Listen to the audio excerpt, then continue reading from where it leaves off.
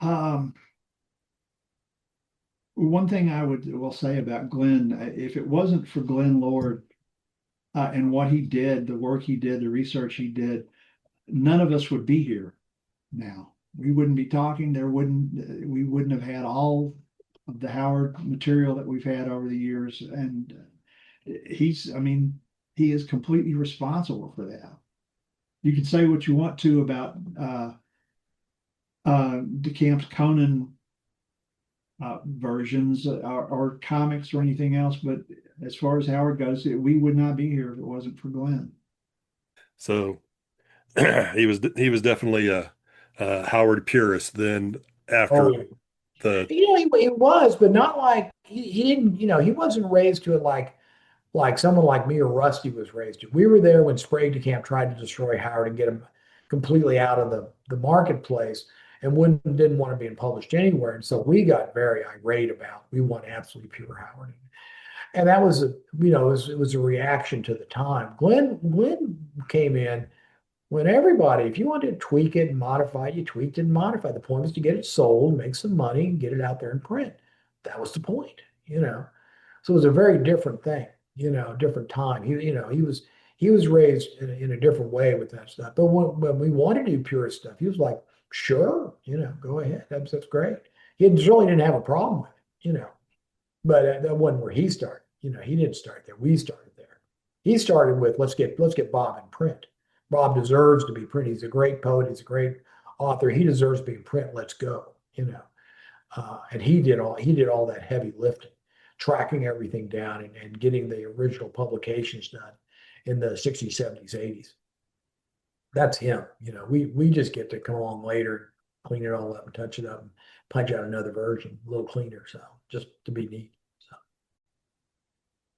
anything else you would like to say about Glenn Lord that you haven't said or talked? Just, you know, he's the first one to give us a list of Howard's items. He didn't just write Conan, he wrote all this other stuff. He's the one who got in contact with Tevis Clyde Smith and the Priestes. We have so much information because of him that would have been lost to the ages without him, including the items in the trunk. Who knows what would have happened to that material if he hadn't gone looking for it. So he is rightfully credited as the godfather of Howard studies. He's the first one, I think, who took Howard seriously enough to publish even the smallest of writings, to write critically and think critically about him, provide a lot of biographical information. And he was always there to support anyone who was doing research on Howard or who was trying to get Howard out into the public. All that, basically in his spare time, especially at the beginning. And he was just such a nice guy about it too. I can't stress enough what a great guy he was to be around. He was hilarious, and super low key. That's what I really liked about him. So yeah, without Glenn Lord, we would not be anywhere near where we are in Howard's studies. We wouldn't have Will Oliver's new biography, which is great. We wouldn't have all this publishing coming out of the Robert E. Howard Foundation. It all started with him. So go Glenn Lord. So your estimation of his importance to the legacy of Robert E. Howard is? A number one, A plus. He is the one. Without him, like I said, without him, there isn't a Rusty Burke. There isn't a Patrice. There isn't a Paul. There isn't a me. There isn't a you. Where none of us are here, because all there would be is some Conan stories and maybe a Cullen Solomon Kane paperback, and that'd be it. And I don't know if that's enough to have a legacy like Howard has now. When Glenn died, the night when I learned that he had passed, I was in the south of France at the friends, and I couldn't enjoy my evening. I was just feeling down, and it took me several days to process the loss. And I was, why you that way for someone you met 5-6 times in your entire lifetime? Sure, you corresponded with him, but as I was saying earlier, Glenn was so important to me. He gave me so much. He gave our fandom so much. He's the godfather of our studies, obviously, because without him, as I was saying earlier, we wouldn't be where we were. I think of him I have plenty of books signed by him. I have his copy of the Gent also, stuff like that, and those are memories that I treasure, obviously. And again, going to Houston for 2 days just to say goodbye, happy birthday, I guess that shows the extent of my appreciation of the guy. He's gone, but he's not forgotten. Yeah. Obviously. And how would you describe his importance to Robert E. Howard? Oh, without him, there would be no Howard studies to speak of. Plain and simple. Sure, we would have some essays, whatever. There would be no way to write extensive studies of his life and work without Glenn. And his impact on Robert E. Howard's works. I mean, it's just crazy. When you think of it, he single-handedly salvaged everything he could. And he let other people, edit the stuff, work on the stuff, write about the stuff. But without his work, we wouldn't be here doing what we do. I mean, I wouldn't for sure. Yeah. And the general public would... Yeah, when he passed, I wrote this eulogy, and then at the end I was like, well, imagine if Glenn had never been there. Well, we wouldn't have the REHHPL letters. There would be no Doc Agnes. Curl, well, just 3 stories. Lots of stuff we would never have seen because it would have been lost, destroyed, whatever. We wouldn't have all that. So how can you write? I mean, if you write, a biography or a scholarly piece, we have access to all those documents. So yes, we can write deeply, I would say, on Bob Howard. I do. Without Glenn, would not happen. All right. That's it. This is my all-time favorite picture of Glenn. It was taken in 1986 at the Cross Plains Library.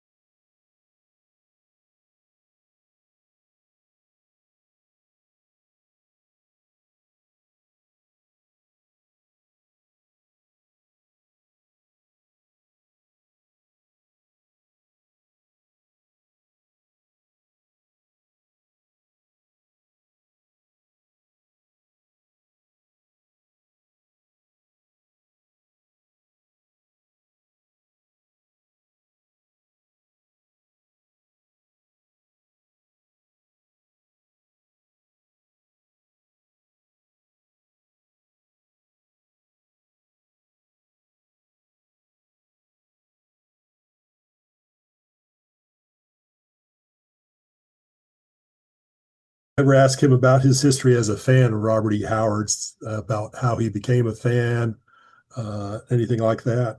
No, that never came up. We just always talked about Howard and other stuff. I did never sort of like interview him. I think one of the fanzines did an interview of him. They may have asked him those. those questions. I do know from his, from everything that's been published in his letters that he got started with Howard after he got out of the service in the early 50s. He became interested he was buying pulps, and he became a fan of Howard's and became interested in his poetry, and he started to write everybody under the sun to see if they had any Howard verse. Was trying to put together what eventually became Always Comes Evening.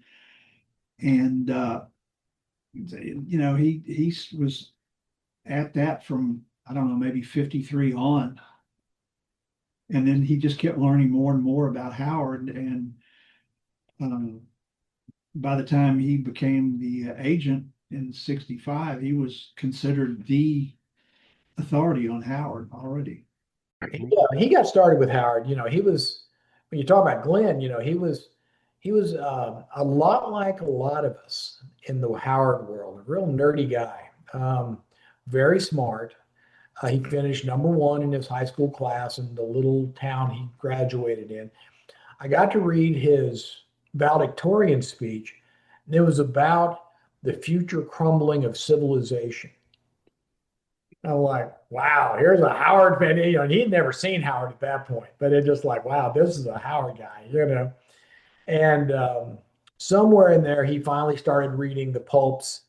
And when he saw the pulps and learned Howard, he really liked the poetry. He's a big poetry guy. And, did his time in Korea, and he was drafted into the Army and went and served and did his thing, honorably discharged, came back, went back to work with the same place he'd been working before. And he was still doing his thing. And then, finally in the, when was Always Comes Evening? 53? Yeah, I want to say it was the 50s. Somewhere in the 50s. He just, he was saying somebody ought to reprint these Howard poems. And at the time, it was the totality of all the known Howard poetry. It was like 26 poems. It's all there was. Now we have 730. And it just kind of went from there. He was not shy about calling people and asking them and saying, hey, what about this? And track down the agents and talk to them to see what they had. And he just, he's kind of a go-getter kind of guy that went hunting for stuff. And it just kind of, it's one of those things where you have a hobby and it kind of gets away from you.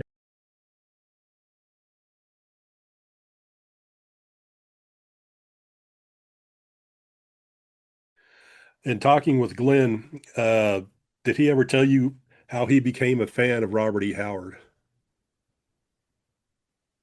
Not really.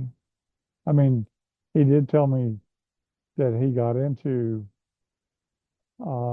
first he, I guess, read Lovecraft, and then he found out that Bradford M. Day, this guy that he bought books from, told him about Robert E. Howard, and so he bought what's the Arkham House Howard book?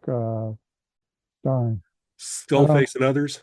Skullface and Others. He had bought a copy of that, but at the time he bought it, there were probably a few hundred copies still left, and by the time Glenn became the agent for the Howard heirs in the late 50s, early 60s, there were still a few hundred copies left. It was not a brisk seller, let's say. But he had read, he liked, he particularly liked, in reading through Skullface and Others, he particularly liked Howard's poetry. And so he got interested in maybe publishing a book of the poems. And he got permission to do that. But who do you get permission from? Well, he got permission from August Derleth, who at that time was claiming basically anything he could get his hands on. He claimed all the rights to Lovecraft's work. He probably was claiming rights to anything that was in Skullface and Others. There was an agent after Otis Klein died. There was another guy that took over as agent, Oscar Friend. Oscar Friend. So he got permission from Friend to do some poems. And he, at the time, Glenn thought, well, it's going to be a very small book. It'll only have the poems from Weird Tales. Then he started finding other poems, or people would send in stuff. And then after Always Comes Evening was published, and Glenn had to put up the money to get it for Arkham House to publish it. After it was published and came out, then other people, that's when Lenore Priest got in touch with him. Clyde Smith got in touch with him, said, oh, hey, I've got a bunch of Howard poems that aren't in there and that are worth thinking about. And that's how Glenn really got the ball rolling. So when he decided to come up with the poetry book, Always Comes Evening, I've heard that he contacted the agent for Howard's writing, Oscar Friend, I believe Oscar Friend. Friend might not have been the agent yet. It might have still been the Klein agency. I'm not sure about that. The Klein agency sort of stopped doing anything with Bob's stuff in about 1940, and Friend became agent, and so suddenly the royalty rates went from 10% to 50%, and Friend didn't do anything but collect royalties on the Arkham House book and not much else.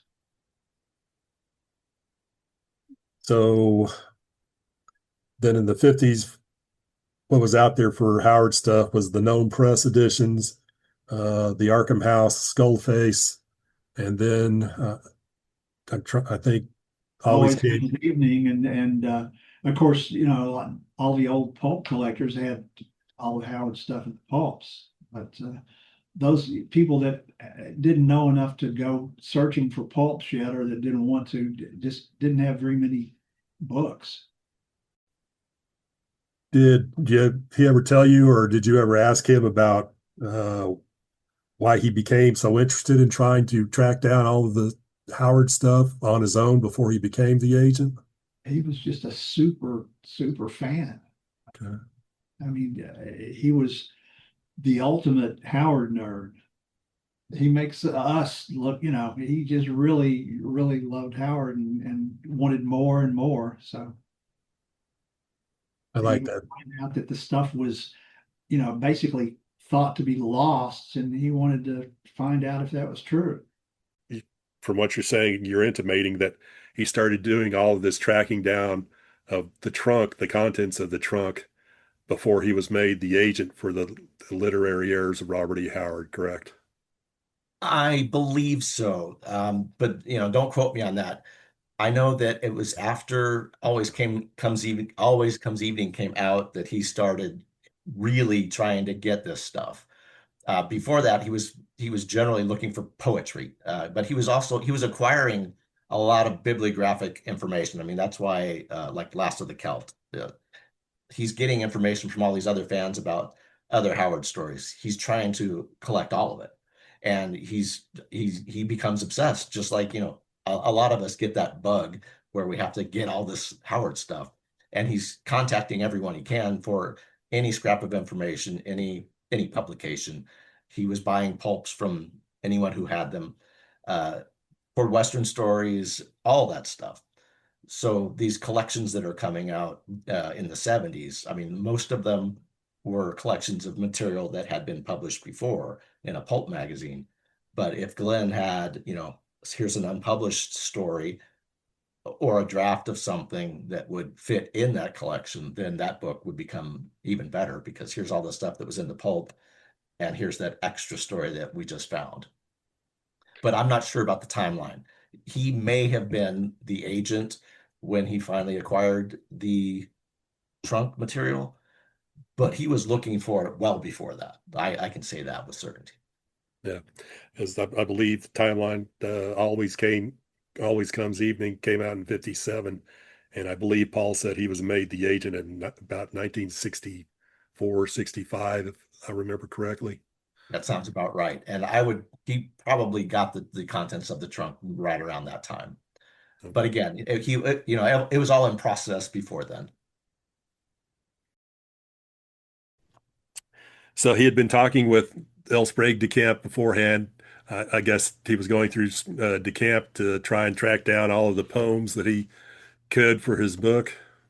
Well, he was just he was trying to track down everything, and the agent had told him that Sprague de Camp had gone through the agent's stacks and had pulled some things out that he wanted to play with. And so I think Glenn tracked him down and said, "Hey, I heard you got a copy of some unpublished Conan stuff. Can I get a look at it? What else did you pick up? Because he also picked up some other stories that he wanted to convert to Conan stories. Black Volmu's Vengeance, and um, he wanted Hawks, to change. Hawks over Shim and all that other. Yeah, Hawks over Sham, some El Barak stuff he wanted to flip over. So he was doing his thing, and so that's got them talking to each other, and they both were, and I think uh, the camp figured out that wow, this guy's really into this, really knows it. Especially when the '60s started, he took over his agent. He really started hunting things then, because at that time there was no bibliography anywhere that said here's where Bob's printed, here's the pulps he sold to. Nobody knew. And nobody knew, and nobody had said it. And so he started purchasing, and it was what you could do at the time. He would buy year sets at a time of pulp magazines. He might buy 5 years worth of Star Westerns at $2 an issue, for 3 years, for 3 or 4 or 5 years, and then sit there and literally go through all of them to see what was there. And if he didn't have any one, he'd sell them off and go get some more, and he burned his way through just mountains of pulps that way, to finding all sorts of things that nobody realized that Bob had sold, that it all kind of fallen through the cracks. And he also got the agency to give him all the agent logs that showed where a lot of stuff had been sold or tried to sell and what titles were and things like that. And that was helpful.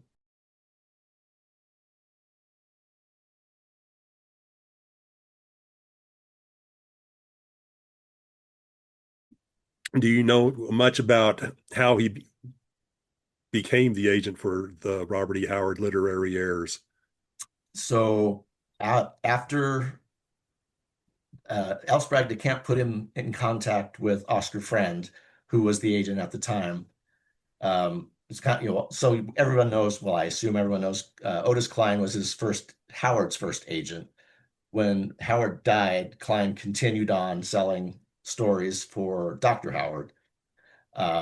It started trickling, and there wasn't a lot of action on the Robert E. Howard publishing front for most of the early 40s. Klein died. His daughter took over for a minute. Then she sold it to Oscar Friend. Oscar Friend died, and his daughter took over for a minute. But she didn't want to do this, so she's looking around for someone else to take over. L. Sprague de Camp recommended Glenn Lord to become the agent, based on the publication of Always Comes Evening and Glenn's clear interest in Robert E. Howard. Howard and de Camp had sporadic correspondence before that, so Glenn knew, or de Camp knew about it, and he got Glenn in contact with, I think it was Kitty West, was the Friend's daughter. And that's how it happened. I think they actually asked de Camp if he would do it, but de Camp thought it would be a conflict of interest because of his involvement in the Gnome Press Conan collection. And de Camp had ideas of extending his publishing empire of Conan stories also. He didn't think him being the agent would sit well. It was toward the end of the 50s, right after Always Comes Evening was published, I guess early 60s, that Friend died, left his literary agent responsibilities to his wife and daughter. And they were looking for somebody else to take over, and so they asked Sprague de Camp if he wanted to be the agent. Sprague had been advised by his attorney not to get involved as an agent if he was going to try to carry on the stories, himself. So Sprague suggested this young fan in Texas that he knew about who might be interested. So he suggested Glenn Lord to Kitty West, who was Friend's daughter, and the rest is history. Glenn became the agent and found out pretty quickly that most of the contracts seemed to be stacked in Sprague de Camp's favor. So he decided to put an end to that. I can't imagine that Sprague de Camp is it Sprague or Sprague? Sprague is the way he always pronounced it. I can imagine he was very mortified once he started seeing Glenn getting into action and actually making the contracts go to the actual estate holders or the heirs. Let's just say there was no love lost between the two of them. And then finally in the early 60s, when the agency that had been long handling the Howard work, it had been Klein, and then went to Oscar Friend, and went to Kitty West, and she was shutting down the agency, and she called Sprague de Camp and said, Leon Sprague de Camp, and said, "Hey, how'd you like to be agent for this stuff?" Well, he was in the midst of trying to get control of Conan at the time. He said, "No, that's a terrible idea. I can't do this. If I know the guy, you should get this guy." Because he had talked to Glenn, and they'd gotten along as much as they had talked, and he thought that Glenn would be the perfect guy to do this because Glenn's just a guy. He's a fan. He's not a lawyer. He's not wildly sophisticated. And I think Sprague thought he could probably, he'd do what he was told and could be manipulated. And because Sprague was doing some creative things to try to get control of Conan. And so it's going to be a little bit challenging for him. And so that got him into the agency. And once that started, it just, suddenly he was in touch with everybody. He got to, he talked to all the publishers, he got to talk to fellow agents and learn how they did some things and how they did the pricing and how they did their contracts. And he just, he was kind of there for the Howard boom of the 70s and 80s. And he got to get involved in the creation of CPI, which was fun. So. Did Glenn ever tell you how he thought he should operate as the agent for the rights holders and for Howard's legacy? Glenn had never done anything like that before, and he was strictly on a learning curve. He was green as far as that went, but he learned very fast. And I think a lot of that had to do with his having to deal with the camp and the camp's sometimes crazy demands, or he would try to get the rights holders to sign off on things that were not good deals.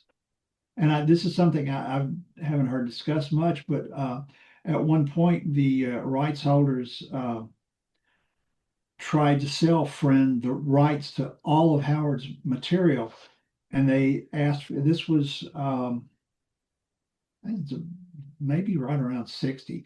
They asked him for $3,000.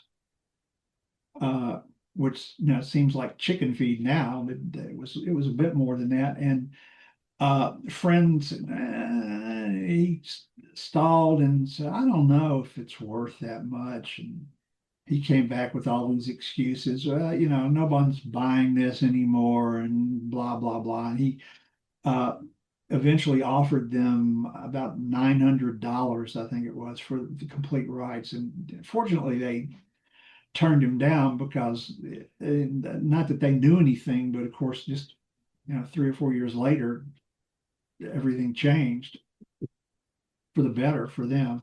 Yeah, so Finally had an agent that actually tried to place the Howard stuff that had been sitting around, since he died, that no one bought. I mean, Glenn tried immediately. He started contacting current digests and other magazines trying to sell Howard.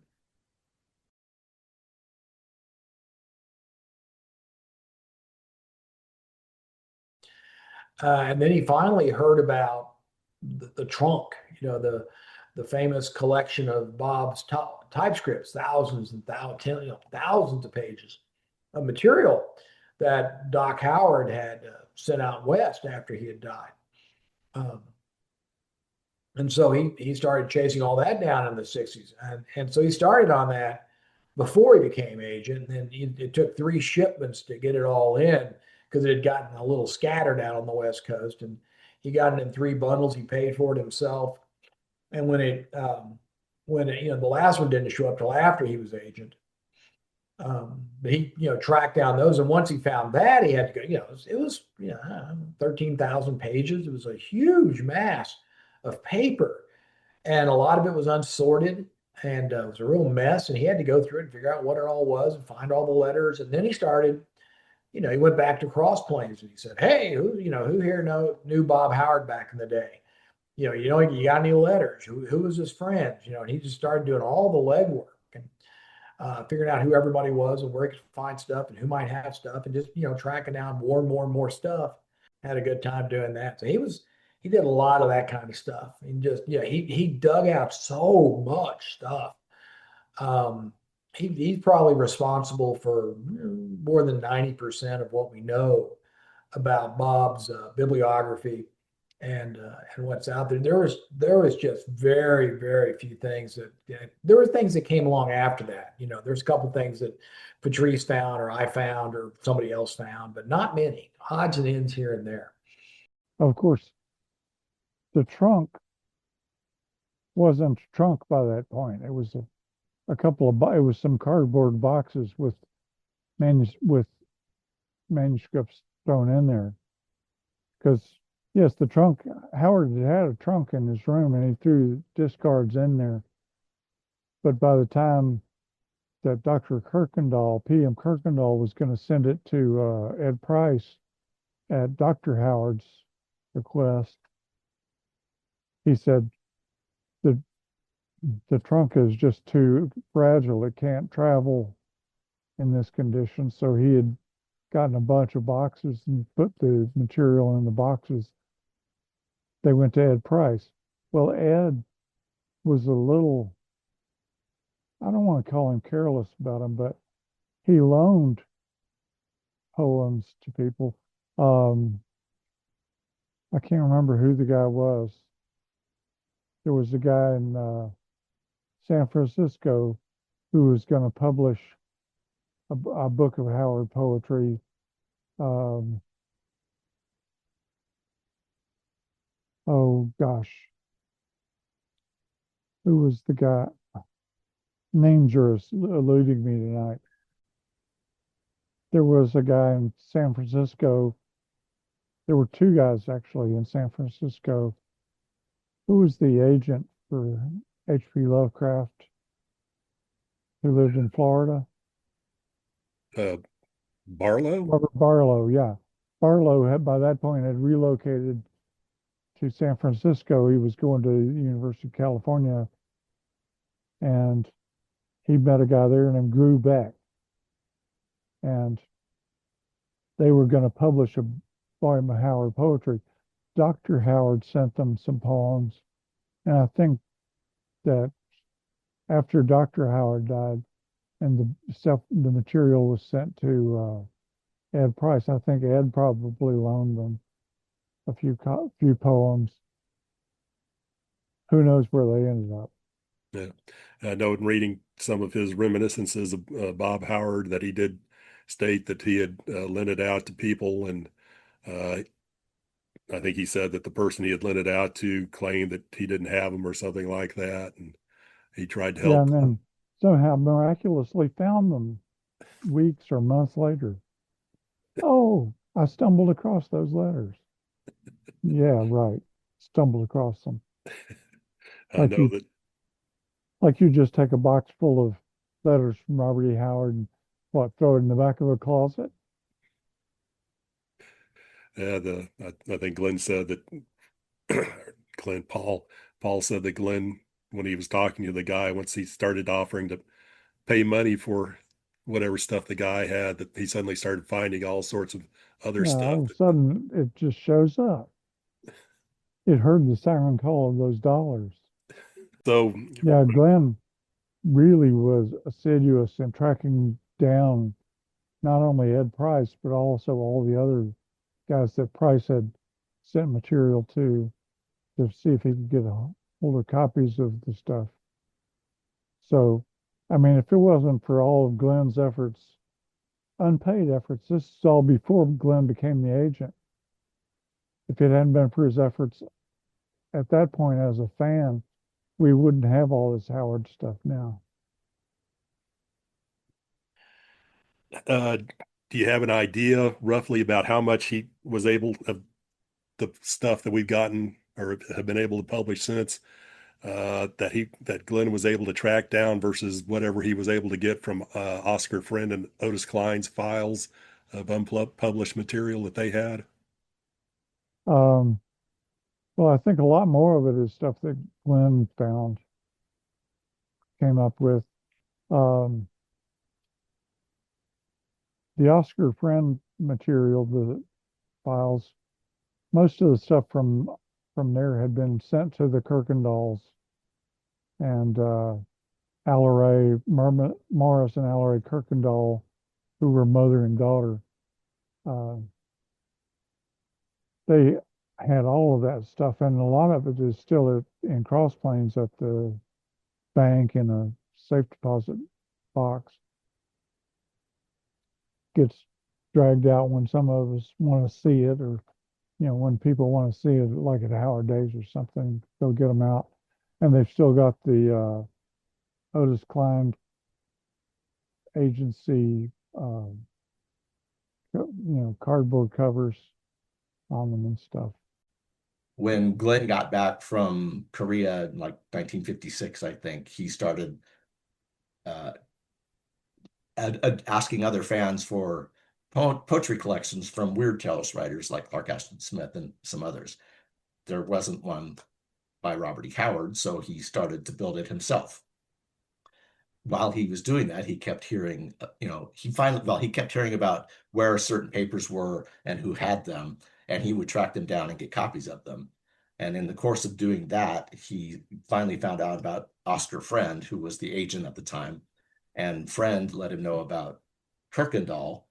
And then when he contacted Kirkendall let him know about Ehop and Price. So Glenn finally contacted Price, but Price didn't have the papers anymore. The trunk, which Price had written a letter to August Derleth when Derleth was putting together Skullface and others, I believe, basically saying, hey, I got 4 boxes of Howard relics, and he kind of described them as a bunch of misfires and duds and things like that. But we know now, after Glenn finally found them, that there was a lot of good stuff in that trunk. Anyway, once Glenn found Ehop and Price, there was some negotiating, but Price didn't have the stuff anymore. He had, I don't know how he had either given it or sold it, or somehow someone else had acquired it, and I forget that guy's name. Cool. Yeah, the name is in the article that I wrote. I don't remember his name off the top of my head. But Glenn finally found this guy, and I think the original thing that he found was the H.P. Lovecraft correspondence, and he managed to get that. Glenn paid for this stuff by himself. He bought it outright, and then he also managed to acquire all the other stuff from the same guy whose name escapes me. But once he had it, he had all of it. He had to sort it though, because Robert E. Howard would use both sides of paper, because especially when he's writing a draft of something, who cares what's on the other side? I just need to get it out. So what we have with Glenn's papers that are on one side, there might be a copy, a partial draft of an early Solomon Kane story, and on the other side, there might be 3 poems. It's a mishmash of things. So, but Glenn tried his best to put things together the way they, so that a complete story could be had. And he's the one that found he did find all of the things that are in it, but not all of them ended up getting published. Some of them are really short and not very good but the Robert E. Howard Foundation has now put out everything, I think, that's a complete or even a partial original that wasn't published before. We might have some drafts of things, but I think everything has been published now. Do you know about how long it took him to hunt down all this stuff that was in the trunk? For the trunk, it was probably 6 months once he got in contact with the guy whose name I can't remember. I know there was the deal for the letters was kind of separate, and then it was oh, by the way, I have some other stuff. So, and it's all going through snail mail back then. There's not, and Glenn lived in Texas and this guy lived in California. So it's the mail going back and forth. I know Glenn made at least one trip to California at that time, so maybe he picked them up then. I'm not sure how the actual delivery occurred, but he writes in some letters. Glenn wrote in some letters to DeCamp. Hey, I've received this bulk of Howard papers, and I found, here's an unpublished Conan story that DeCamp was happy to have access to. And, that all fueled the Howard boom of the late 60s and 70s, all this new material that was coming out. That story. You have to, for someone like me, who is the collector, not the collector of books that I can be, but all obsessive about having every page we can lay our hands on. It was just like that. So he would go after every scrap of paper. I mean, just to get 2 pages here, 2 pages there, trying to contact people out in the wilds. Hey, don't you have a photo or a manuscript or a letter? I mean, he contacted about everybody. So there's no way we can thank Glenn Lord enough. No way. As I have written, my life would not be my life the way it is today if not for him. That's simple. That's obvious. He changed everything for me. Everything. And I guess about everybody in our fandom can say about the same. With 16 or 17,000 of original documents. That's incredible.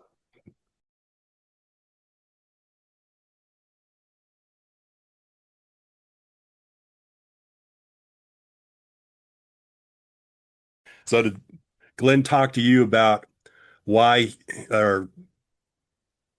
and how he decided to start sending out all of the other literary work that Bob did in terms of like Solomon Kane, Cull, Brian McMorn, El Borak, boxing stories? You mean how he wanted to do that, to publish those stories? Yes. So yeah, it's actually it's a 2-step process here. See the reference to 2-step? My Texan is coming to the fore.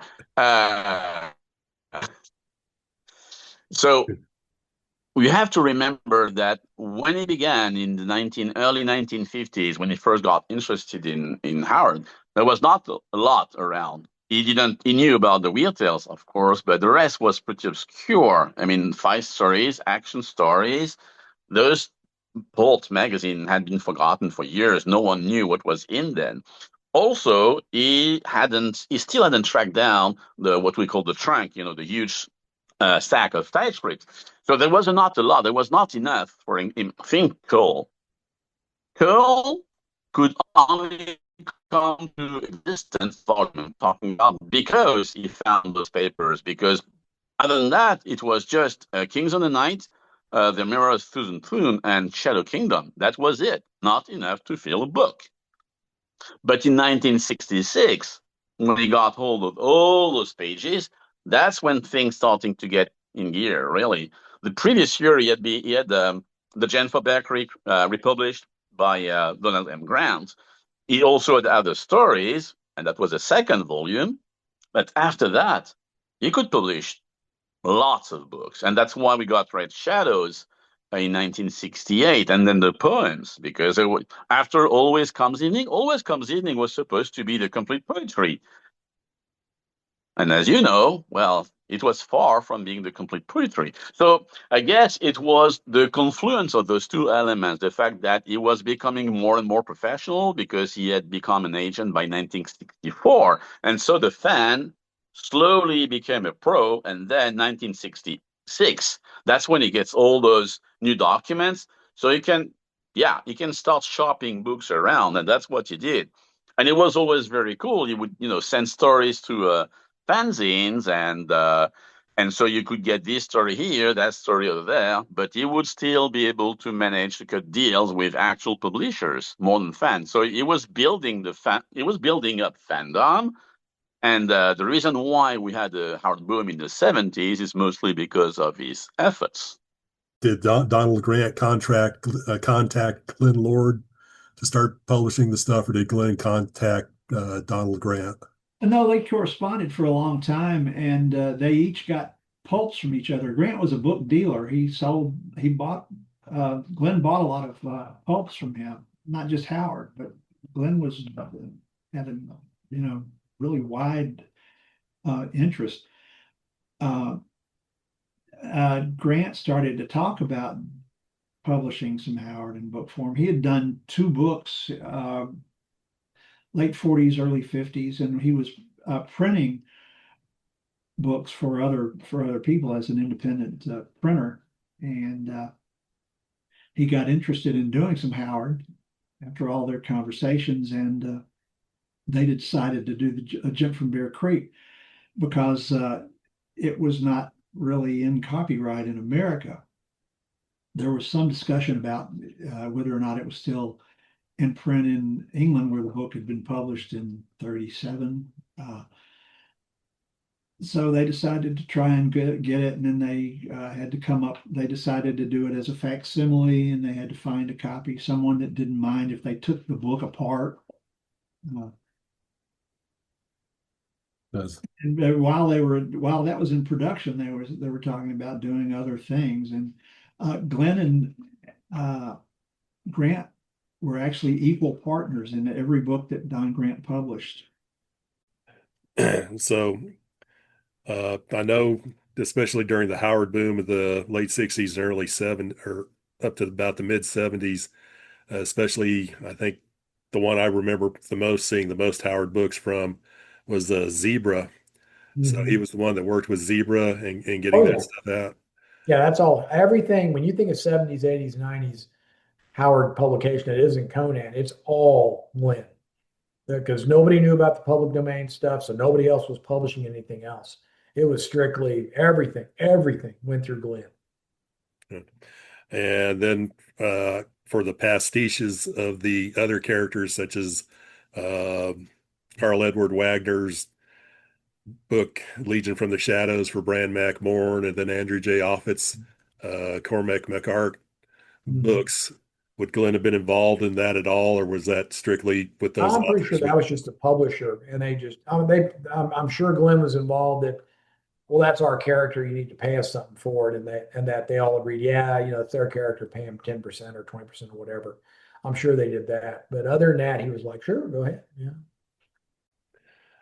I don't know. In looking through our collection from Glenn Lord's collection that the foundation has, that he also did a lot of rewriting or a lot of retyping of lists, certain of the typescripts, certain of the stories, I think he might have retyped. Part of it was trying to figure out what Glenn did, when, where, why. We don't know, because I never got to see his, he never, in all the years I knew him, I never got to see his collection until after he passed. I had no idea where it was. I had no idea what was in it or how he had it sorted or anything.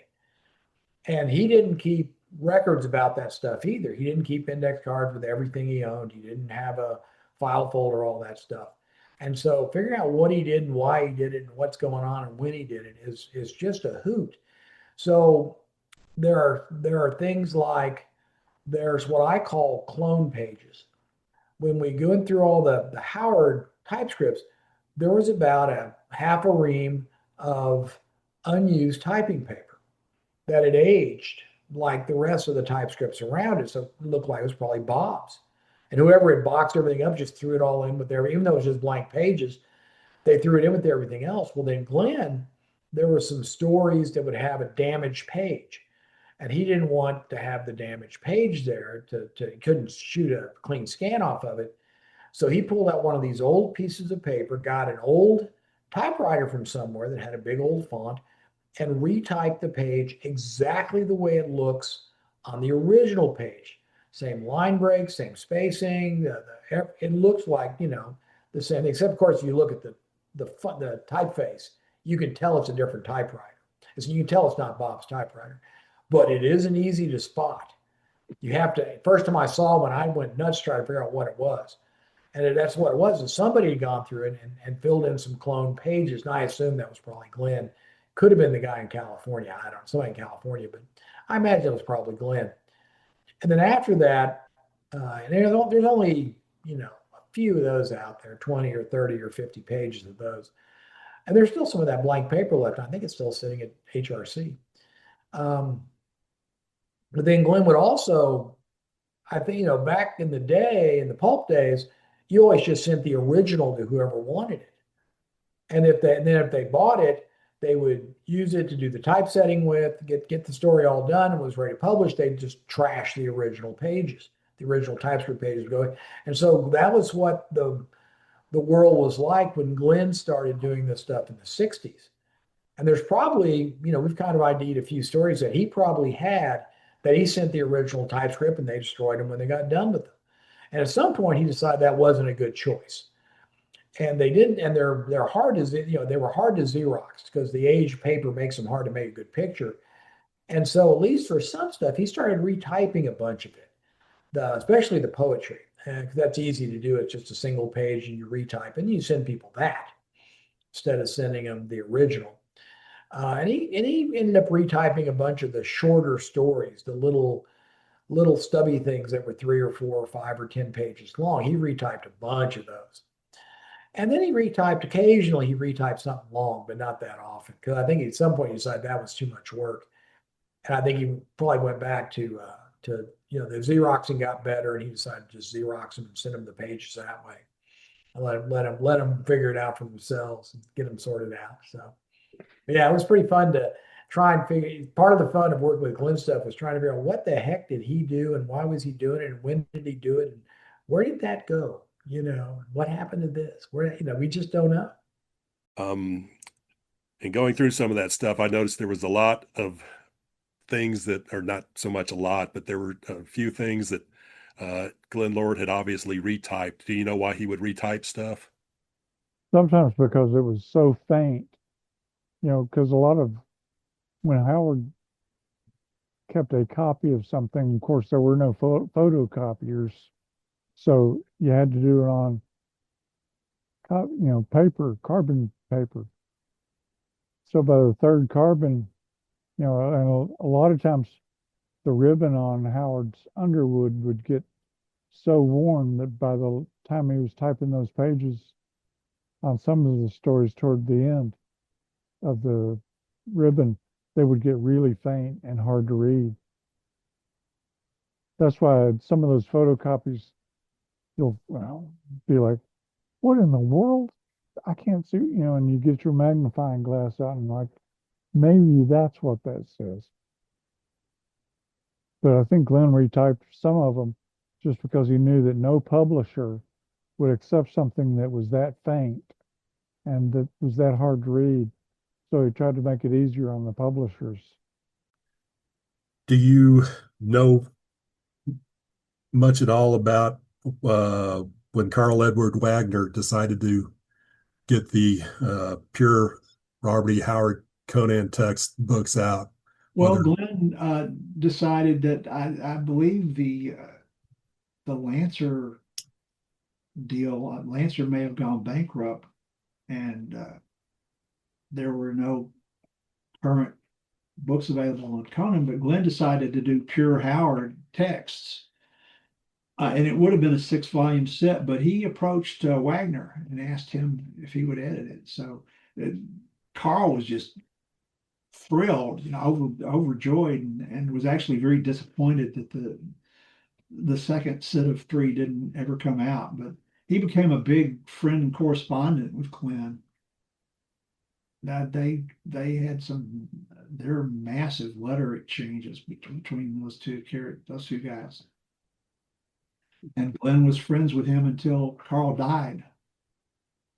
Do you know if these letters are available for people to look at, scholars or fans, or? Eventually they'll end up in the Ransom Center. Right now they're over here in my house. I'm trying to finish sorting them out, and then, of course, I'm also using them for reference. And my problem is that I tend to spend a couple of hours just reading them and not doing much else. But some of those will go to the Ransom Center. Some of Glenn's letters really aren't. The personal stuff's not of any interest to anyone. Yeah.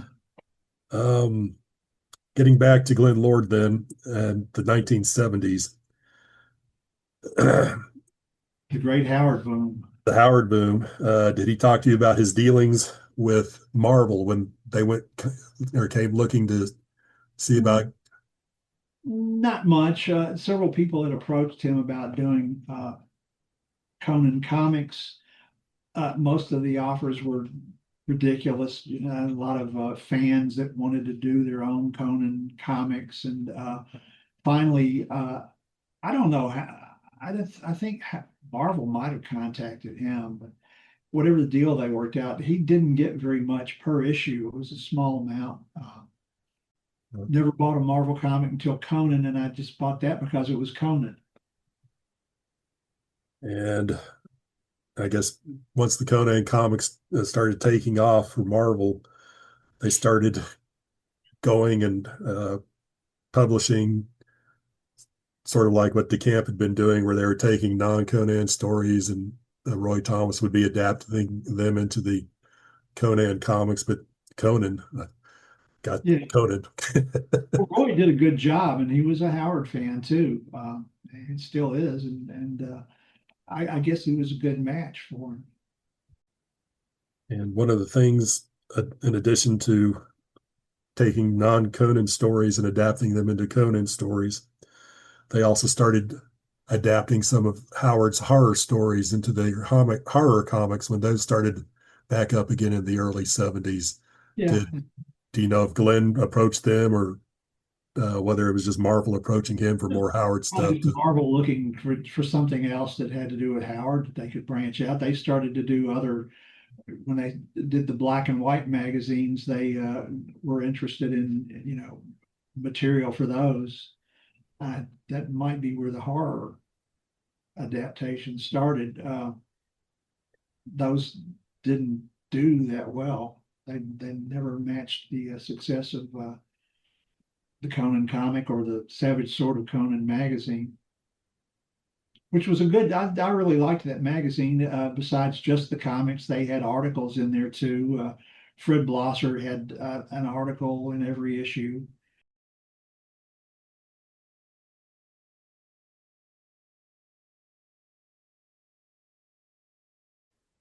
When did you learn about Glenn Lord? I read about the Howard Collector, I think in a Burroughs fanzine, it was in a fanzine called E.R. Beadham, put out by Camille Casdesis, and the middle section of it was an ad section, and I think that might be where I read about someone selling issues of the Howard Collector, and I had just started to buy Amra. So I tried to get hold of Glenn to buy a copy, and he only did 150 copies of those, and there were a lot of people that bought 5 copies of each issue. And he answered me and said, I don't have any right now, the current issue, and I don't take subscriptions. So I waited another 8 months and tried again, and I missed it again, and I decided I'm not going to ask him anymore. I'm just going to send money. So a few months later, I sent him $1. There were 75 cents. And about a week later, I got an envelope in it that had a folded index card, and it had a quarter taped inside of it. What is this? About 2 days later, I got the newest issue of the Howard Collector. And I felt kind of like it was almost an exclusive. club. And once you got your foot in the door, it was easier to buy the things after that. And, um, you know, it was kind of an inspirational magazine because of the contents and, Howard stuff that no one had read before. And all through that time, I would occasionally ask him a question in a letter, and he always answered very quickly. He was that way with everybody. He was willing to help anybody or answer any questions. And some of the questions that were asked of him were really crazy and demanding of his time. And did Glenn help you out when you were doing your Well, fanzines? he gave me, he sold Howard stories to me for it, which was the main attraction to most of those fanzines. But he would answer anything we asked him. He would help us with it. I mean, he was a tremendous help. Did he write any articles for your fanzine on Robert E. Howard or his stories? I know he did later. I don't remember from 75. There might have been some short little thing, he did a couple of things for for one or two of the other fanzines. I haven't looked at any of those in a long time. Some of the other books that are, I guess, fanzines that Glenn did, Ultima Thule and Zarfana. Those were apazines. Okay. He belonged to several APAs. He belonged to both of the Howard APAs. That there was a second Howard APA that was started by Don Herron a couple of years after REHUPA, Robert E. Howard United Press Association. I get a plug in for them, and that that's where I was going with that. REHUPA, and then I think REHIPA,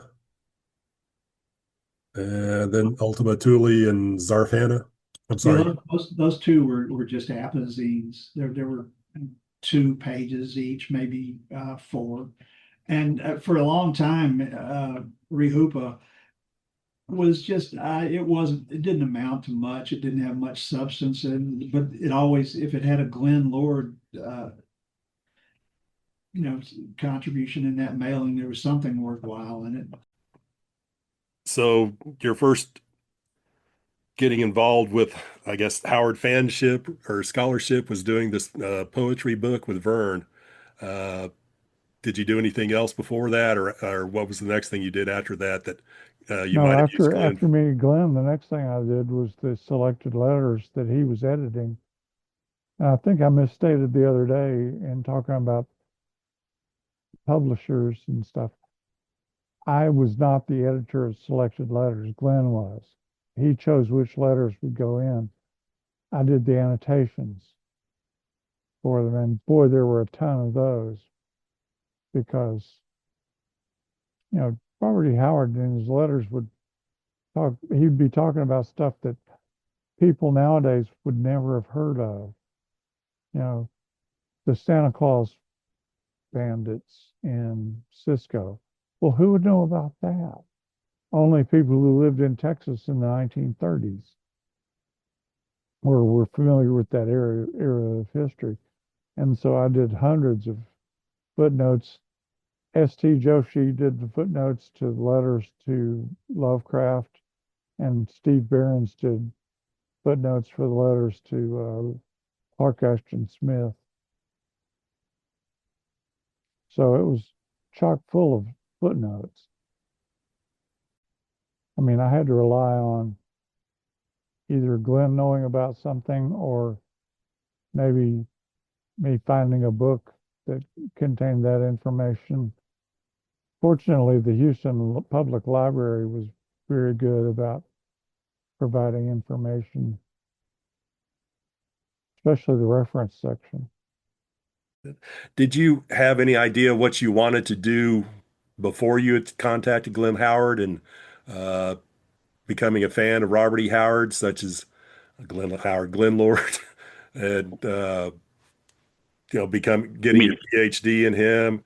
And then any books that you wanted to publish there in France or anything like that? Absolutely not. Yeah, absolutely not. At the time, I was just happy to be a reader. I was also a fan. Uh, and then I just loved the material, really. But it took a series of events, such as me meeting with Glenn, the first time, him giving giving me the photocopies, um, getting to see the differences between the original and what was published, stuff like that. That slowly I was like, hey, I want to write about this. And then I started publishing articles in fanzines, and after a while, I became, I don't like to say professional, because I was working for free, really, for the Wandering Star books. I was not getting paid, and I was not really interested in any money. Really, it was just the love of the job. And well, now, yeah, sure, there's some money involved, but it's not. I mean, there are better ways to make more money than editing books, as you probably know. Did Glenn help you in any way in your activities in France and starting to build up Robert E. Howard and presence in France among the readers of fantasy and sword and sorcery?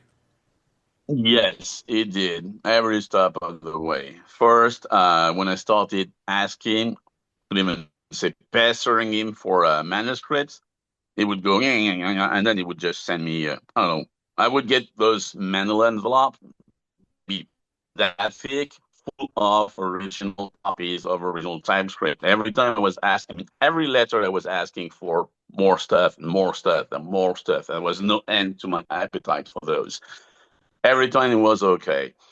More seriously, when I started to edit the Conan books for Wandering Star, it was I said, Glenn, I need all the Conan TypeScripts, and he sent all of them, all the pages he had, or all the pages he could find, but really all of them. He sent those to me, and at the time there was some really bad blood between him and the people who were publishing those books. But he was always there. He said, no problem, I'll send those to you. So, I mean, it is something he was not really supposed to do, or he could have refused, and that would have been understandable given the situation at the time. But that was that was not even a question for him. He just sent the TypeScripts. So yes, he was always there. I'd always been there for me. When did you meet Glenn Lord? We met through correspondence. I didn't meet him face to face until 2006. But so there's a little backstory. Joe Merrick, who published the new Howard Reader for a while, he was trying to get some collections, hard to find things, into book form. I think Paul Herman was whispering in his ear. I'm not sure what their arrangement was at the time, but I had put a post on the Inner Circle basically saying, hey, I'm an English teacher and I have a lot of spare time. If you want help putting text together, I'll be happy to do it. So somebody, Paul or Joe, got a hold of me. I think it was Paul, to put together a collection of his non-commercial works. So the items that were in his college newspaper, his high school newspaper, little things that he did here and there. That collection's called West is West. And I did that with Joe Merrick. When that was finished, Joe wanted to do another collection. It never materialized. I forget what it was. It was some the harder to find Western stories, at least hard to find then. We started working on that, and then kind of out of the clear blue sky, he asked me to start writing letters to Glenn Lord to get Robert E. Howard's letters so that we could publish the collected letters. And so I did. I wrote Glenn a letter basically saying, hey, I'm this guy.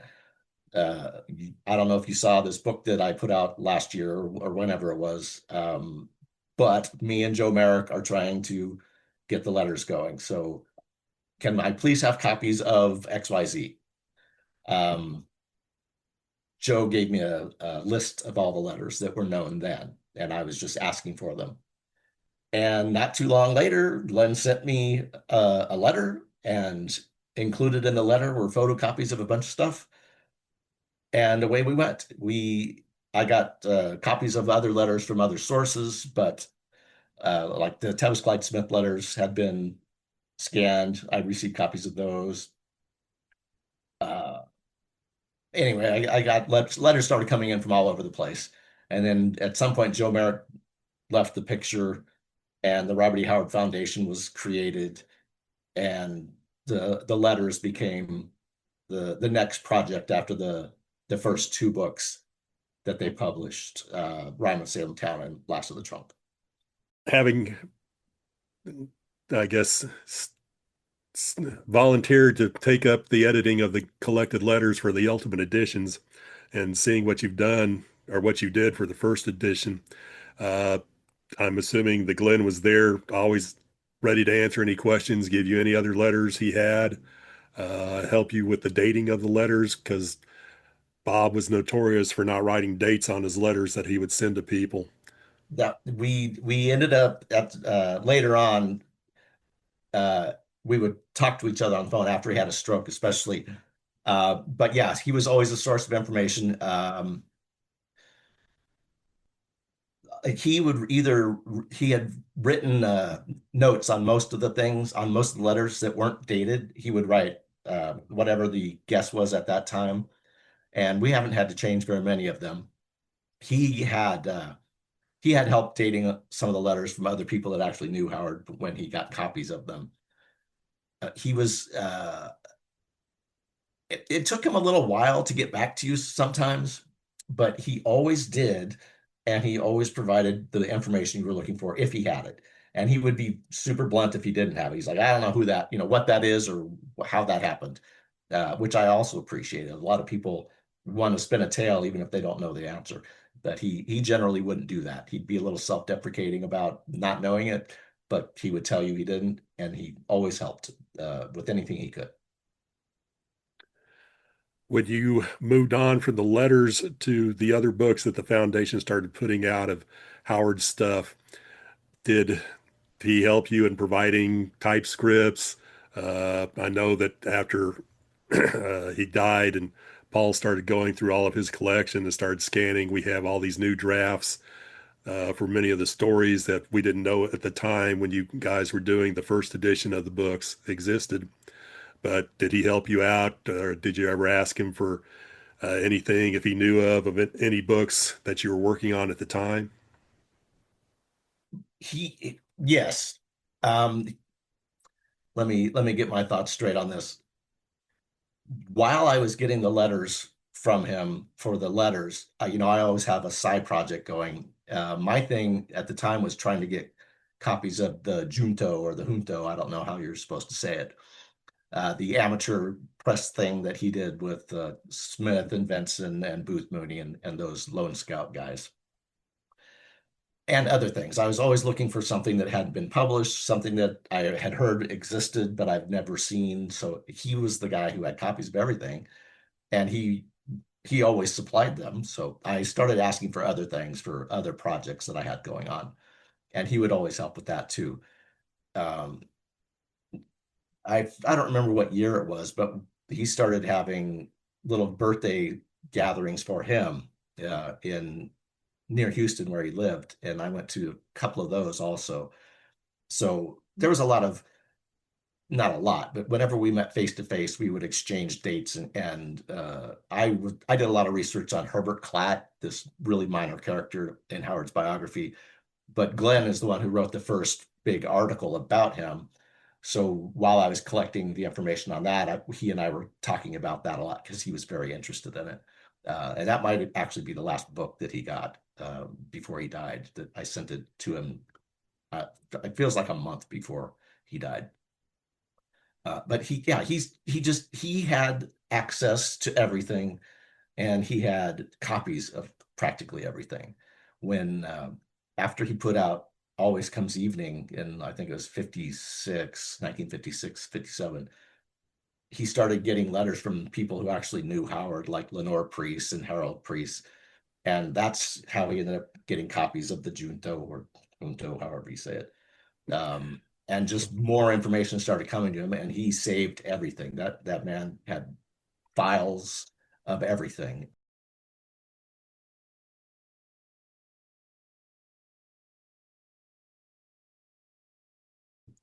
Did you ask him about his dealings with DeCamp before Glenn Lord became the agent for the literary rights? I never asked him about that, but and we've learned that, and he started to correspond with the camp in the 50s, and uh, he and Glenn would go back and forth and ask each other, and DeCamp sent him some of the documents that he had gotten from the earlier agents, and of course the big thing was when the Howard uh, I like to say heirs, but that's not wrong. That's not right. Paul Herman would jump on me for That the rights holders. Yeah, they asked DeCamp to be the agent, and he didn't want to do it, so he recommended Glenn. And uh, I don't think I've never been able to find a contract between Glenn and the rights holders, but they immediately wrote him and asked him, and the next thing you knew, he had a new job, part-time job. It was actually the rights holders that asked him and not the They literary. asked DeCamp, and DeCamp referred, they said you ought to get in touch with Glenn Lord. He's the guy to do this. He's the man. He knows everything. So that was nice that at least at that point the camp was deferring to Lord as being the number one person who knew about Yeah, Robert E. Howard. DeCamp had been trying for a few months to sell a paperback deal for Conan, and he'd been turned down by most of the publishers, and he was negotiating with Lancer at the time that Glenn became the heir. Uh, trying to remember whether it was Paul or Rob or Rusty that said that the camp's main reason for turning it down was that he was claiming that it would be unethical for him to be the agent for the rights while he was trying to work out the deal or something like that. So I don't remember reading that. I don't think so. Ethics and DeCamp those two words don't really go together.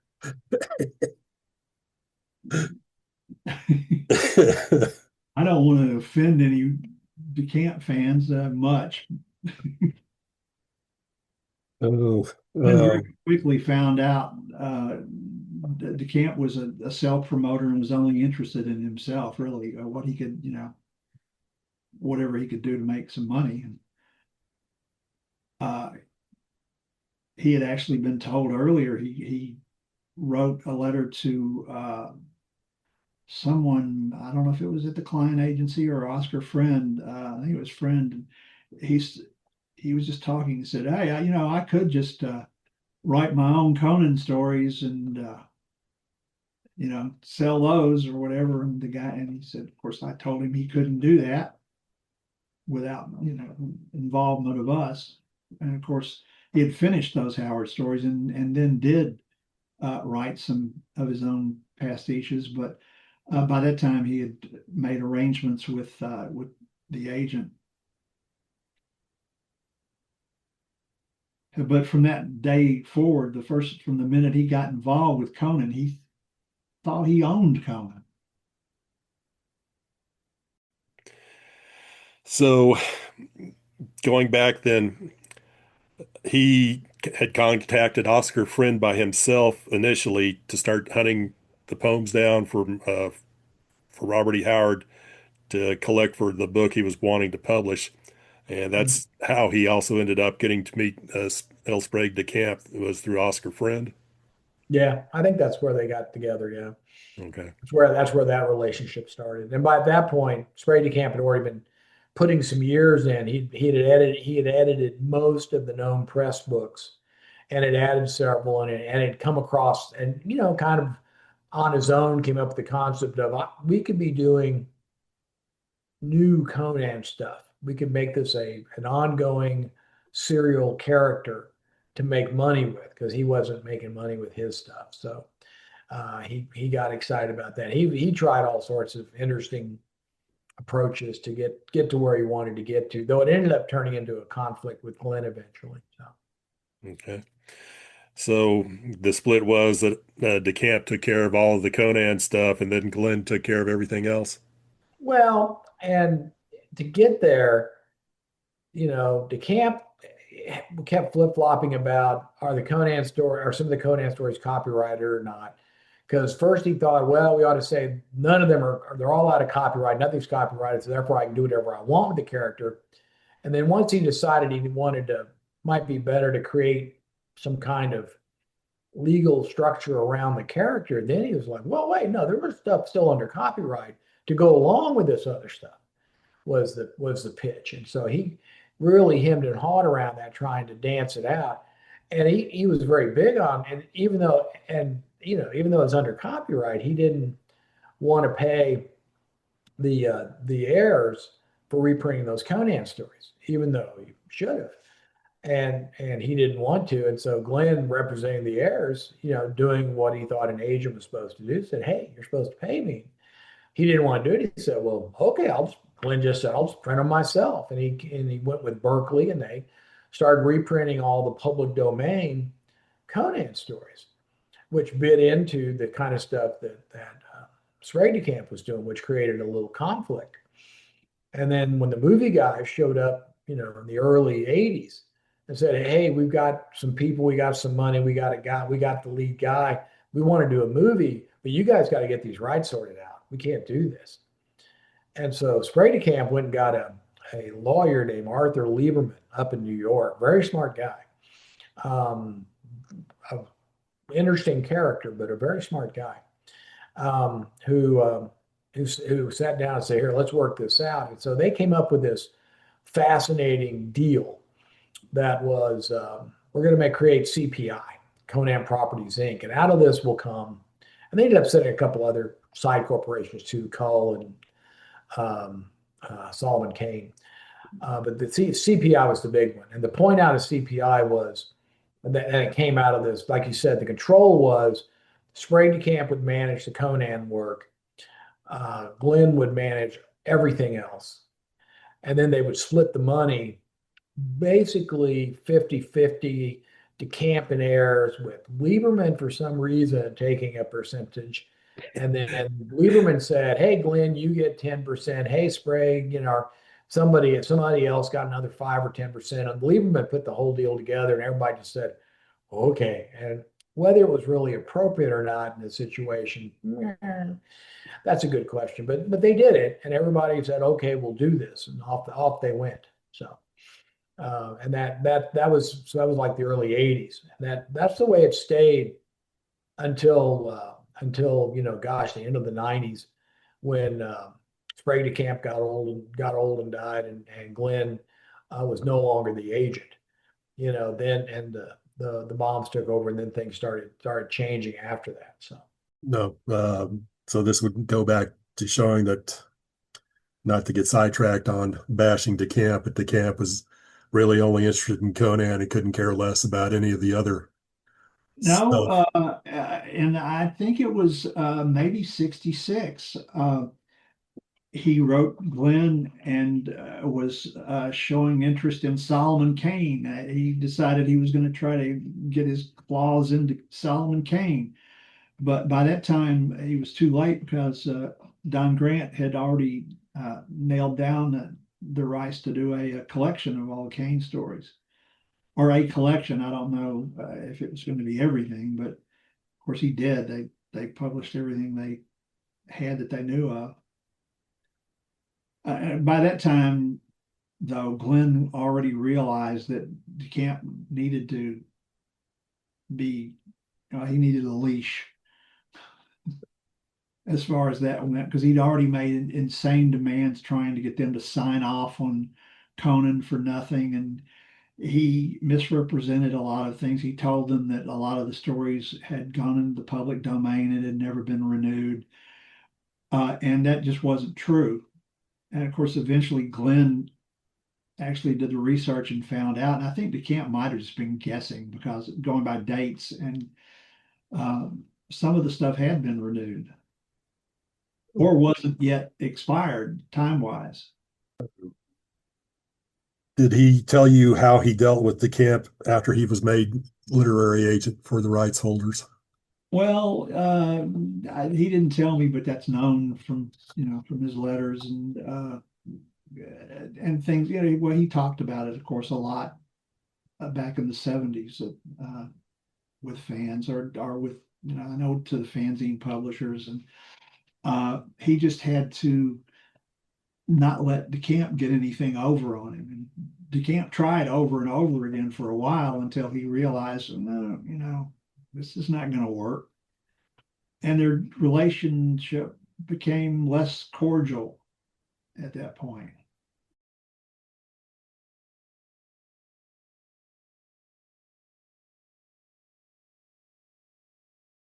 So Glenn was the agent for the Howard literary rights from, I think, roughly about 1964 to when did he, because I know that Early 2000s, it was like 2003 or something like that when he was told that his services were no longer desired, which I thought, I know he was hurt by it. And then it turned out he'd been accused of things that I think were just foreign to his nature altogether. I mean, there's no way that Glenn would pocket money that was intended for somebody else, or that he would not faithfully execute his duties as an agent. Like I say, selling material is one thing, but when you're basically turning it over to a fanzine to publish some little poem or fragment that has never been published anywhere else before, you don't ask them for a whole bunch of money, they won't pay it.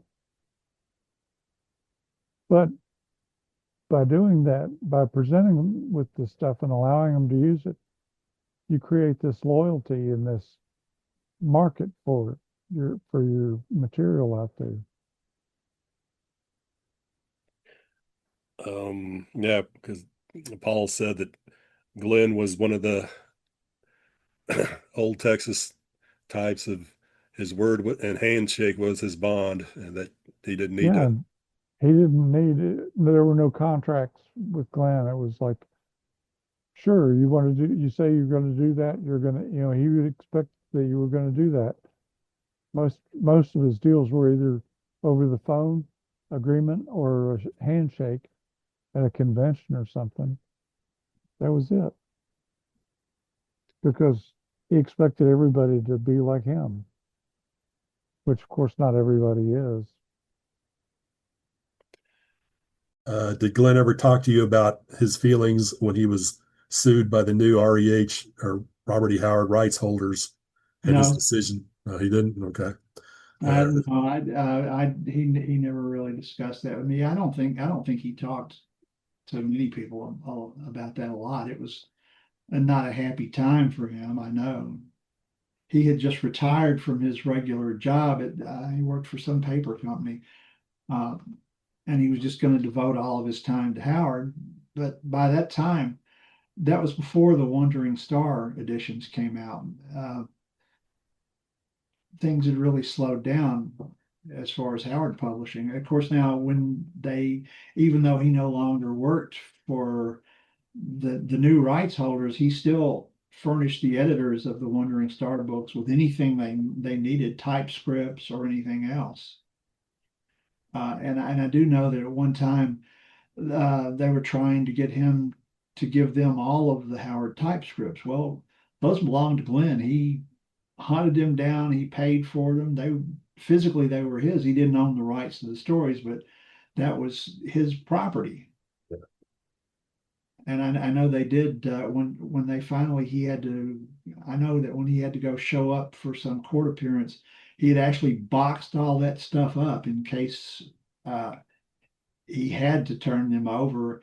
But they just said forget about it, and they worked out a deal where they would be donated to the ransom center here, where I live here in Austin. And they were about, I don't know, 10 years ago, maybe. Anyone look at Howard typescripts, that there is a lot of material. And it's kind of neat because, in one way, because DeCamp's papers, at least the ones that he didn't feel embarrassed by, ended up at the Ransom Center too. So if you want to go do research on his involvement with Conan and all that, it's all under one roof now, that and the typescripts. So when the bombs arrived on the scene, they got into a, they looked at things and said, why is he taking an extra 10% on these stories? And Glenn said, well, that was the agreement we all agreed to. And they thought that was terrible. And he should never have done that. An agent shouldn't take extra like that. What you should, and that the agent should have bought all those typescripts for on behalf of the heirs and given it all to them. In fact, everything in your collection ought to go to us. And they wildly overreached and got very greedy and insulted them and slammed them and were just terrible about it. And Glenn was my buddy. We've stayed friends a very long time, and I'm a lawyer, and I don't, if you want to pick a fight, okay, but you don't have to be a jerk. Some people just aren't capable of having a rational conversation, and they got to get all emotional and throw things and yell, and they were really coming after Glenn. They were going to take everything he owned and just go nuts. And I went and had a talk with them, and and listened to what they had to say. Went and looked at looked up the law and what they had to say, and I'm like, you're not, this isn't going to go the way you guys think. And there's if you think there's a big bag of money at the end of this, you're going to be very disappointed. There isn't going to be, and which is what the whole point was, obviously. What year did he, after all of his troubles with the new heirs to the estate, did he finally just decide he had enough? And I don't remember exactly when that happened. It was between 1992, 1995. I'm busy on the day, so. But he did mention to me in letters, because I didn't get to see him in those years, that he was having trouble with the people in charge of rights or something. And there was a certain lawyer, I don't know who it was at the time, I learned after who it was, and they were going after him. And maybe, I don't know, 6 months, a year later, I get another letter, and he says, well, I'm no longer in charge of this stuff. I'm no longer the agent. I don't remember the exact, that was a long time ago. I don't remember exactly when that happened, but there was one thing that was certain. He was tired of the whole situation. And he felt betrayed by people who he had been working for years. I mean, he made sure that those people made lots of money. But the problem was there was no signed contract.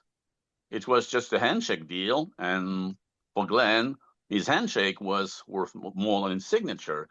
The problem was the people in the other camp didn't think that way. So since there was no paperwork, I mean, he was easily disposed of, if you will. That's too bad. Did he help out at all in the creation of the foundation and the Foundation Press? No, he was done with Howard. But when after the bomb thing was done, we talked to him about that. We talked about, do you want to be part of this, or be a director emeritus or anything? He's like, no, I don't want to have anything to do with any of it. I'm done. And that's that. That was the past. That's gone. I'm done with that. And he still has collections, all his stuff. He's still a good guy to talk to, but he wasn't interested in participating anymore. So he'd kind of gotten burned. So that's too bad. Yeah. I'm assuming when the foundation started putting out our first edition of the books, that he was the main person who provided the materials, typescripts, and whatnot. Yeah. Well, when we first started the books, of course, he was still alive. And so the original concept, we had talked about, if we're going to do books, what are we going to do? And we had heard that they had done the people that had, the Paradox, who had bought out the bombs, had done a couple books for copyright purposes, done a few books for copyright purposes. And off of that, we got the idea, well, maybe we should publish, just because we don't know if this is going to last or if this is going to blow up in a year or whatever. Let's just do 2 books, the remaining unpublished poetry, the remaining unpublished prose. Well, how do you know what's hadn't been published? So you call Glenn and say, how about this? And the poetry book he'd actually done for Paradox. They'd paid him to put that together and get it done for him for European copyright purposes. And so, and I had a copy of that. And so I was able to get that, and that one was easy because we had that ready to go. And I think he added a couple more poems even after that he threw in that he found. And then the unpublished prose was kind of, well, he'll have to go hunt and see what he can find and dig around a little bit. Like I said, he never kept a list that I could find. I mean, I never found any kind of notes or index or anything for his collection at all. I mean, anyway, he just tried to keep it all in his head. So he sent us a whole bunch of, he sent us a whole bunch of stuff, and we made The Last of the Trunk, and then the poetry book was A Rhyme of Salem Town. And that was how they got started. Once we started the other books, we called Glenn up and say, hey, we're looking for this. And and he was very good about it. He'd go, hunt around and find it. It might take him a couple of weeks, but he'd hunt around and find it, send it to us, and we'd use it. So he was a very important contributor to the whole concept of let's get everything Howard back in print. He liked that concept. So a story that goes with that's kind of fun, I thought, was when I was in law school. I knew Glenn at that point, I'd known Glenn for a while. It was 1990, probably when I started law school. So I'd known Glenn for a while then, and I knew he had the typescripts, and I always thought those were kind of important. And I asked him, what are you going to do with those? What happens to those when you die? You're just going to sell them off in mass, have your wife sell them off and make a lot of money, or what? And he said, no, I don't want to. I want them to be preserved. And I said, well, what are you thinking about? And he said, well, I don't know, maybe the Houston Public Library. Terrible. They aren't set up to handle that kind of stuff. What's wrong with you? And I said, and of course, I was at the University of Texas and had seen the campus and gotten to know the school. And they have the Harry Ransom Center there, which is one of the top rare book libraries in the country. And they have a fabulous collection and endless money to take care of things. And so I'd called them. I said, let me call them up. And I call them up and I talked to the director, boss man of the place. And I said, do you know who Glenn Lord is? He goes, of course I know who Glenn Lord is. We get the Howard Collector, which was Glenn's fanzine he'd been putting out with stuff. And Glenn, great. And I said, well, he's the one that's got like almost all of the Howard typescripts. He goes, yeah. And I said, well, he needs a place to donate him to. And you could hear him sit up over the phone. He's all excited. And he says, well, you need to bring him by and let us, buy you guys lunch and give you a tour and show you why you should donate him here. And I said, well, let me see if he wants to do it. And I called him up. And I said, you want to do this? He goes, okay, sure. Yeah, let's do it. And he drives up and we meet and we walk over there together and go in and they give us the backroom tour. And if you've never, the backroom tour at HRC is just amazingly fabulous. They have so much stuff and they have such cool stuff. And 3 paper labs and all these people doing all this work and custom everything for everything. And it's just insane. And they're just, and then clearly they've just got endless money. And then we sit down and we had lunch in this beautiful, ornate, giant conference room with, 20-foot ceilings and big portraits on the wall. And, it's very nice. And they bring us a boxed lunch with a sandwich and a can of Coke, bag of chips. And I look at Glenn, and I say, you know why they're giving us this kind of lunch, right? And he goes, why is that? And I said, because they want you to donate those for free. Because most people, if they're going to bring something like that, they're going to want some money. And Glenn says, I don't want any money. I want them preserved. I said, okay. So he, when all was said and done, he wouldn't commit to anything there in front of him. He wasn't going to do that. But he told me, he said, yeah, that's where I want stuff to go. And I said, well, you need to tell Luann so she'll know. And he told Luann, so make sure that she knew that when he died, all his stuff was going to HRC. as part of the settlement on that suit, that was part of the settlement was we agreed, well, of course, everything's going to HRC. Well, it already was, but we can agree to that, you know. Yeah, he went and told Luann. So everybody knew where the stuff was going, and that's what really happened. You know, and so after I got to sort out all this stuff and scan everything and do my thing with the typescripts, you know, then we took it all over, you know, lots of boxes full of paper. And it was a much nicer lunch this time. They gave us a very nice lunch to go along with another backroom tour, and you know, the local news services came out, and it was very nice. And they appraised out at over $23 million, which was crazy. So after he was let go as the agent, he sort of stepped back from Howard fandom, Howard scholarship. I think next time I hear about it was 2006 for Howard Days. He was one of the co-guests of honor with Roy Thomas. Yeah, How did that go? that went really well. He and Roy always got along real well because there was another thing that is the agent, Roy Thomas had offered what he thought was a minute amount, you know, a very small amount of money for the rights to use Conan character in comics. Well, he originally was offering the money for Thongor. He thought maybe we could get this character Thongor who's sort of similar to Conan. Well, Glenn Carter's agent wanted more money.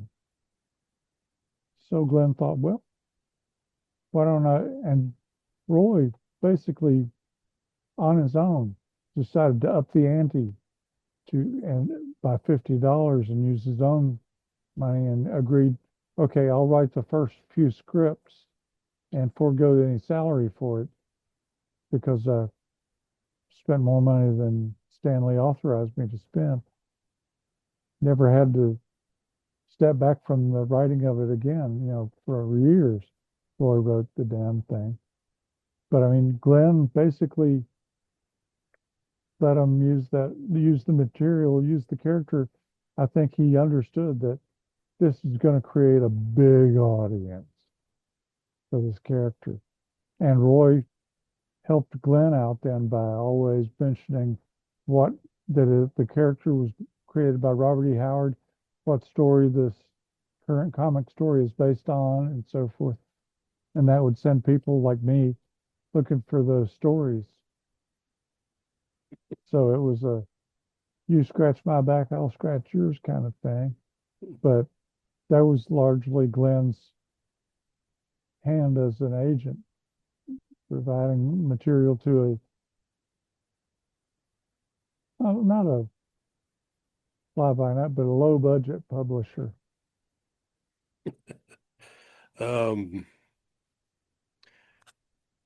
Did he just attend Howard Days regularly after that, or Glenn showed up every once in a while, but you know he wasn't by any means an annual visitor.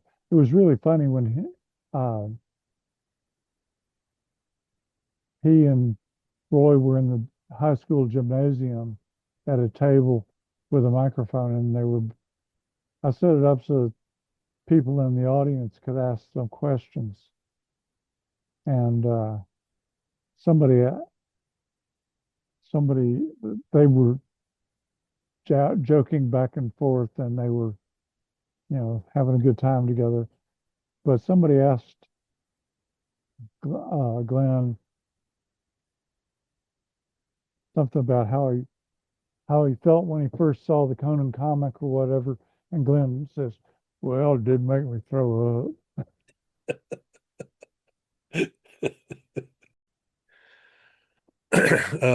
Oh, no, I can keep going. We didn't meet face to face until 2006. I don't remember where we were in the publishing process at that point, but there were three big events in 2006 that were Howard related. There was a birthday party in January. Then there was Howard Days, and I think Glenn was a co-guest of honor with Roy Thomas that year. And then the World Fantasy Convention was in Austin, Texas. And I attended all three of those events. And Glenn attended Howard Days and the World Fantasy Convention. So I met him first face to face at Howard Days in 2006. And a super cool guy. I thought, exchanging letters with him was crazy cool because, he was already famous to anyone that's a Howard fan. And when he sent that first letter back to me, I was like, oh, it's from Glenn Lord. I was so excited. But then when I met him in the flesh, he's just the way he comes off, super, deadpan, but with this little smirk underneath everything he says. It was a great meeting. And then at World Fantasy Convention, I didn't even know I was going until it had already started. But when I drove 21st straight, or I don't remember how, it's like 18 hours straight to get there. And wow, did I stink when I got there of coffee and cigarette smoke. But Glenn, when I saw him there, he's like, oh, hey, I brought this for you just in case you showed up. And it was, some copies of some other letters. I'm like, just in case I showed up, I didn't even know I was coming until yesterday. So he was a great guy. Yeah, I can give you an anecdote, which I guess is interesting. So I guess what it shows more than anything is the importance Glenn had in my life. So it was for his, if memory serves, 79th birthday. And so it was going to celebrate that in Pasadena, obviously. And a friend, French friend called Fabrice Torte, and I, we decided we would fly to Houston, eat the cake, fly back to France. And we did it. So we went to Houston, then at the birthday party, stayed there, I don't know, 48 hours, something like that, and flew back to France just to say thank you, happy birthday. When was the last time someone flew 5,000 miles just to say happy birthday to someone you don't really know on a personal basis? That's how important Glenn was to my life. That's very nice. I'm sure he was happy to see you there too. The one guy was really surprised was the immigration officer. I say, okay, why are you here in this country, sir? Well, I'm going to meet a friend and, for his birthday and fly back to France. And so he looked at me and was like, well, that must be one hell of a friend. And I know that because I remember for about the last 2 years of his life that they would have the birthday parties over in Houston for him. Did you ever make any of those to see him? Yeah, the Galveston. I didn't make it to the one right before he died, which was his 80th birthday. I don't think. Well, I don't remember now. I think I might have made that one. So it came as a huge shock when I found out that he died. I think we were having, Shelley and I were having our annual New Year's Day party, and found out Glenn was dead, and I immediately ran and got my favorite picture of him, which I've got up here, looking down on us, and I put it outside next to the beer, and was like founder of the feast. But that was a fun trip going to Galveston. Let's see, Rob was on that trip. I'm trying to remember who else. Oh, Barbara Baird, I think, was part of that group. Can't remember all the people that were there. Memory doesn't get better as you get older.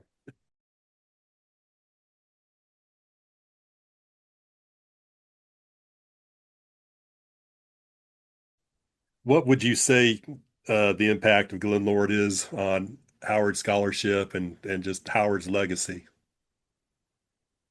I wrote a piece for Dennis's book, The Man from Cross Plains, which was a fundraiser for the remember the Cross Plains Fire Relief Fund? Yes. So this was Dennis's fundraiser for it. And I wrote an article for that called Cross Plains, Hometown of My Heart. And in it, I think I also wrote a piece in anniversary about Glenn, the anniversary edition of the Howard Collector that he did. And in it, I called Glenn, he's the father of us all. What we know as Howard scholarship, Howardian scholarship, whatever, Howard fandom, would not exist if it hadn't been for Glenn Lord. He is absolutely the father of us all. The reason that you and I are sitting here talking to each other is because of Glenn Lord. And also the reason why there's so much of Howard's writings out there, besides just the Conan stuff and a few stories left over of Solomon Kane and Cull and some of the other major characters that he wrote. Yeah. And he brought me into the fold. He brought Paul Herman into the fold. He brought, God, I can't think of who, Dennis McHaney is a big fan, and Damon Sasser was a big fan of Glenn's. Unfortunately, Damon has kind of dropped out of sight for a while, but I just to make the point again, it was the thing about Glenn was he was a very easy guy to work with, a very easy guy to understand. He was straightforward, he was honest, he did his thing, and he gave so much. People would just casually call him up and ask for stuff, and he'd just give it to them. People wanted something for a fanzine, he just sent it to them. He wouldn't charge them anything. When I wanted help on stuff, he'd just say, sure, and just send me a box full of pulps to go through. He was always just a good guy and a pleasant guy and a helpful guy. He was Howard, and of course, a real tenacious, nerdy guy. Howard was lucky to have him in the fold to help. I don't know who else could have pulled Howard out of the midst of nothingness that no one would have known about it if not for Glenn. So that's the man that did the heavy lifting. The rest of us are just doing little stuff. So, in your opinion, then, Glenn Lord was the most important person for Robert E. Howard. And yeah, after Howard himself, yeah, Glenn's the guy that for getting Bob published and getting Bob known and getting Bob talked about. Yeah, Glenn was the one that took him from nothing to a big something. Yeah, but yeah, Glenn's the one that kept him from obscurity and made people actually think about him and have a legitimate conversation and actually read him. And that's the point. If you get them to read the author, that's what matters. Either people read him and are impressed, or they read him and they're not. That's what matters. What the talk doesn't is the talk's nice, but you got to get people to actually pick the book up and read it. And he was get the books in people's hands and get them to read stuff and talk about it. So. All right. Well, anything else? Any last thoughts? Any last words? I think you pretty much covered it, but I think that pretty much covers it. I miss Glenn. I wish I still got to have lunch with him. He's a fun guy to visit with. So it's really miss the guy with me. But I'm sure I'm glad I decided to pick up that phone that day just on a whim and give him a call and say, hey, let's have lunch. And it just kind of went from there. I was very fortunate. And I'm just glad that worked out. So.